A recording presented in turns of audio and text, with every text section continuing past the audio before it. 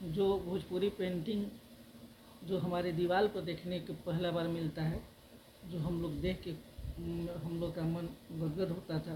पहले मैं आपको उस तरह से इस चीज़ को दिखाया कि कैसे बना के एक ब्रश को थोप थोप के बनाया जाता था दीवार पे, क्योंकि उनको बनाने की शैली नहीं पता थी कि वो एक बार में रेखा करके वो उसको कलर भरे, क्योंकि सीखे हुए नहीं होने के कारण उनको दिक्कत होता था। तो वो डॉट डॉट करके मिलाते थे, मिलाकर वो फूल वगैरह तैयार करते थे।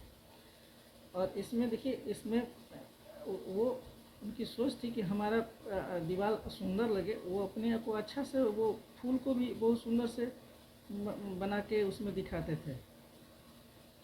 फूल बनाते थे, कोई कोई मोर बना देता था, कोई चिड़िया बना, जो जैसा जानता था उसके मुताबिक वो दिखाने के लिए बनाता था। ये इस तरह से आपको